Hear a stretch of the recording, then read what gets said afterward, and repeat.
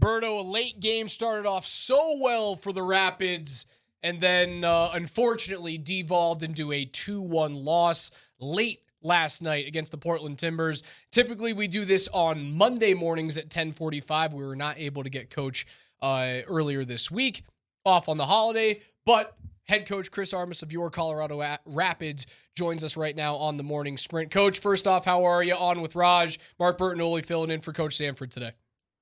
Yeah, doing well, guys. It was a late night. We didn't get back till 4 a.m. or so, but yeah, this was a strange one, man. We had this game. We really went there with a plan that I think that made sense. The guys brought it to life, and yeah, just up 1-0, a chance to go up 2-0, and 20 seconds later, it's in the back of our own net. Very rare you see it this way, but yeah, just we got close over there in Portland, but didn't get it done. I'll keep it simple for my first one. Prior to the red card, were you good enough to win the game? Were you happy enough with your team prior to the red? Well, their goal comes before the red. The first, the red comes after it's 1-1, Mm-hmm. right? I think. So I'll tell you, up until their first goal, call it the 60th minute, they scored in the 59th minute. We're up 1-0 and in total control. Their building is quiet. Their players have no idea how to solve the plan that we set forth. We really put them in the opposite game of that we have in the past, and again, now they score right before we hit the crossbar, right after we hit the crossbar. So it's, yeah, at that point, we're really happy. We double down at halftime and what's working. And then it's a turn of events, and we all know goals change games. And the red card makes it really difficult, so we're then up against it without a player. And then Mihalovic has to go off for injury. Josh Atencio went off at halftime for an injury. It became stressful. Do you think, I'm sure you've got this question a lot in the last couple of weeks, but Nico Hansen he's been amazing. As a coach, it's always next man up. But were you surprised when, you bring someone up from Rapids 2 and all of a sudden he goes clean sheet, looks good last night? I mean, how surprising has Hansen's play been for you? Listen, what you'd say is that he's on our roster. He's one of the goalkeepers in that rotation coming into the year. He's number 3, right? He's not even your backup. He's your third string. But he only makes it to this level because we see that he's got potential to be a really good player in this league. Now, no one would say we would expect him to come into these games, stop a penalty last night, make huge saves, shutout after shutout. But in those previous shutouts, like man of the match shutout. So we always say we would expect him to do a job. He'd be up for it physically, mentally, technically, tactically, all those. But you wouldn't know that he'd have these type of performance because they've been top notch. When it comes to those young players and those types of performances, let's stick with the young goalkeeper in Hansen, right? Like, it feels like the grade A scoring opportunity, he somehow finds a way to make the save. Obviously, stops the penalty to keep that 1-0 lead early on in the game.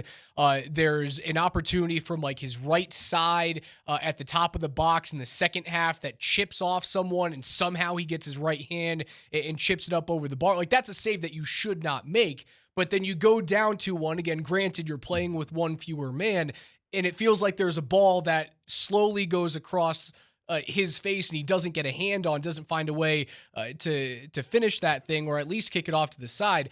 Do you run into those issues with young players coming up and making the big time play, and then not necessarily making the one that feels routine?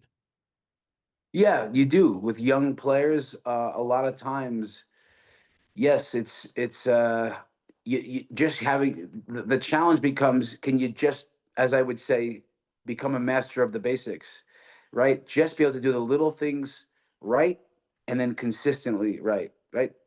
Seasoned professionals tend to just be that those steady performers. So with young guys, you get a little bit of the up and downs, really, really good.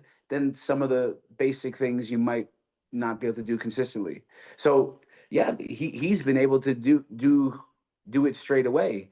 And I think what we're getting with Nico Hansen is that when you see that what confidence can do for a player, you see it in basketball.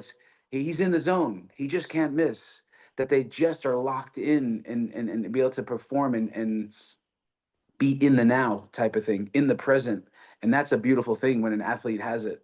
And he's got that right now. And hence he stops the penalty, has huge saves, and also gets a lot of the little things right last night. How do you think your club handled just a busy schedule in May? Just match after. It felt like you had a match every 3-4 days in the month of May. And as a head coach, what's your preferred schedule? Is it just once a week, or do you like the fact that you have a midweek match where you can just be like, all right, here we go. It's a Wednesday night. Let's get it on. Yeah, I think the boys have handled it well. You know, it was a tough stretch where we had some ties, draws that could have been wins, and then followed up by a couple of draws that probably should have been probably losses that should have been losses, and then we rebound with the Rocky Mountain Cup victory. Follow that one up with a St. Louis victory. Go on the road right now and really battle Portland like in a real way. Like I think the guys have shown that we're building something real here. And we put it to the test last night, and we were right there. So I think the guys have handled it well. For me, after living in England for the 7 months that I did at Manchester United, and you get these stretches of that you play, 3 games in a week where it's Saturday, Wednesday, Sunday, maybe, or Saturday. And I like that rhythm. I think the players like that rhythm because we love training, but the games are just the best. And when you play these every third day or fourth day, if that was our consistent life here in MLS, you'd see that you can dig into the roster deeper. More guys get playing time. However, the way it would go now, it's the way we're, our fitness levels, our appetite. Like Saturday give us nice chances to prepare and all this. So I like when it gets a little hectic in games, because it's still the best thing for us. Last 2 at Dick's Sporting Goods have been 1-0 clean sheet wins for your club. You're coming up. Next 3 games will be at home: Austin, Orlando, LA on the 7th, the 14th, and the 25th. What does success look like for you coming up in the month of June with 4 games? Success is that we win our home games. For me, that has to be. If I can tell you and our fan base, we went to Portland last night to win. We played to win. We put a plan to win. That was the mentality from everyone. So if I'm thinking that in Portland, let me tell you, every home game we want to win. So we have 5 of the next 6 at home. If we have, as you say in June, like home games, we want to win all of those games. Does that happen? Not sure, but our mentality will be must win at home.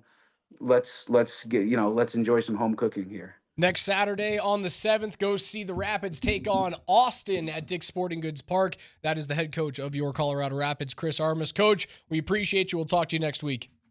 Thanks for having me, guys. Appreciate you. Go get some sleep. I understand the early morning flight thing, except you had to work. I was drinking Mai Tais on the beach. Different strokes for different folks,